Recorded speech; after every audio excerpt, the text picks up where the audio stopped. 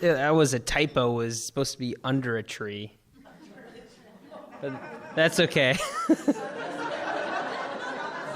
Under a tree. Yeah. Yeah. All right. Anyways,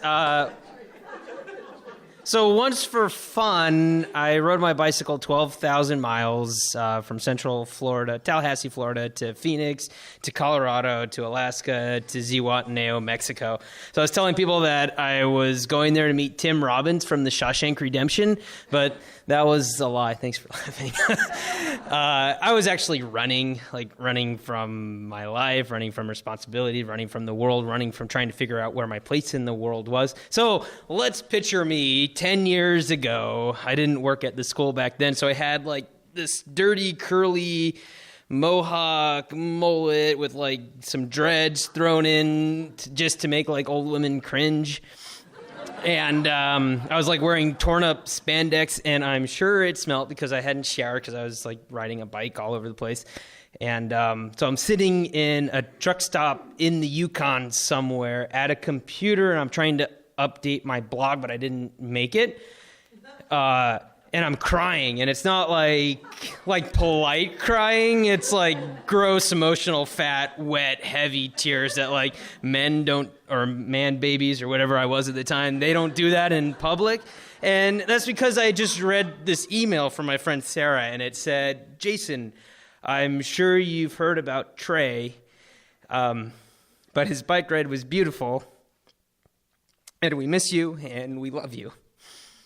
And I hadn't actually known about Trey until that moment, but like any self-respecting 20-year-old man baby, I Googled it, and I found out that the week before my best friend was like in Tallahassee riding his bike. He stopped at a traffic light and was waiting for it to turn green, and the semi-truck came up from behind him and then just kept going and over him, and then he was dead. And I only have 7 minutes, but I want to tell you about Trey because he's like the best person in the world, and I wish that you all could have met him. He was like the most positive person ever.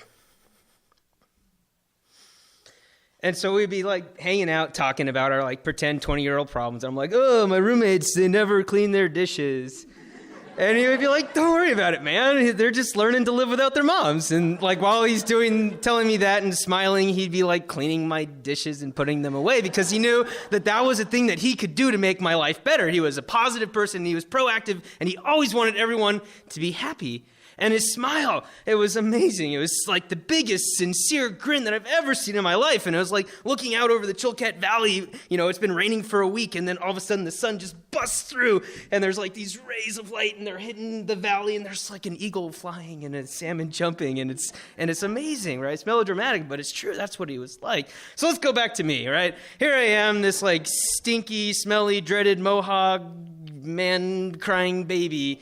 And people are looking at me and they're worried. And I'm like, I got to get out of here. I'm a mess. So I go outside and I grab my bike and I do what I do, and that's that I bike. So I get on my bike, and of course I'm going up the hill, and it's raining, and I'm crying, and it's raining, and I downshift and I stand up onto the pedals, and this like old bike's just like creaking, and I'm like inching up this hill, and it's still raining, and I'm still crying, and then I'm screaming at my dead friend. I'm like, "Why are you dead? Why did you go? It's not fair." But I don't know what else to do, so I keep biking, and I'm going up this pass and into the fog, and the fog is spiraling, and it's still raining, and I'm still crying, and everything's wet, and I don't know if it's the tears or if it's the rain. Whew, take a breath. But I can't because I'm going up this mountain. And then pop! And all the air that was in my tire is now not in my tire anymore. So I get off my bike, and now I'm pushing it up this hill, and I'm still screaming. Through my teeth, I'm red, I'm angry. And I get to like a pull-off, and I throw my bike on the ground. I take my helmet off, and I throw it on the ground as hard as I can. And I remember still like this thing explodes into 4 or 5 pieces and shoots 20 feet. And I walk over to this tree, and still the fog is like spinning and spiraling, and I'm spiraling down, down, down. And the negative self-talk starts, and I'm screaming like, "Why did you do that? Why did you break your only helmet? Why can't you do better? Why are you out here? You can't even protect your friend. You can't do anything right." And I sit down under this tree, and then there's a man next to me. And he reaches out and hands me a carton of orange juice. And he says, "You're Jason, right? I never thought I'd be in Canada offering a Floridian this Florida orange juice." And I look up at him dumbfounded. I'm like, who the hell is this guy? And how does he know about me? And he senses that and he smiles, this big sincere grin. And so he smiles and he says, "I've been reading your blog. I really like it. I'm so sorry about Trey. He was one of the good guys." And then that's my moment of fame. I'm under this tree, my most emotional day, my biggest breakdown ever, just a big, hairy, crying man baby with a dreaded mullet and spandex in the Yukon. And then it's over. He gets back in his truck and he's gone. But he saved me. That guy saved me. And I'm not a famous person, right? But I do know that if you put enough positive energy out into the world, it's bound to bounce back and hit you in the face from time to time. And that's how I try to live my life. And when I think about being famous or people that are famous, it's not magic. It's that they make other people want to relate to them. And Trey was the most relatable person I've ever met in my life, right? And it wasn't magic. He didn't have some special formula. He just was sincere and honest, and he wanted to relate back to you. He did the groundwork. He related to you. He solved your problems. He washed your dishes. He took care of you. And I learned how to do that from him.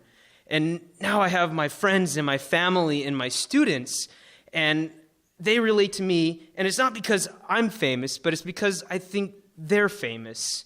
And I think that they're amazing, and I think that they're awesome, and I think that they can change the world. And every positive encounter that I have with them, and every amazing thing that I do and that I see with these people, I see them smile back, and I see my friend in their smile, and it's the sun busting through the rain clouds and shedding that moment of awesome light on you, and it's weathering the storm, and it's my friend Trey, and it's everyone here shining love back. Thank you.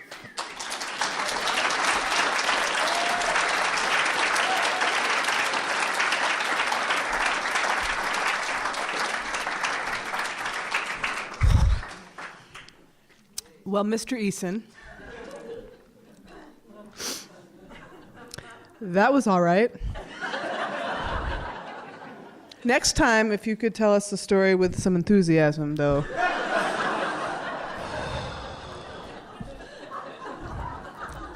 Dude, Jason's my friend. I've been happy to say that for a couple years, but I'm going to add to what I said. He is a gift to students, but I think he might be a gift to all of us.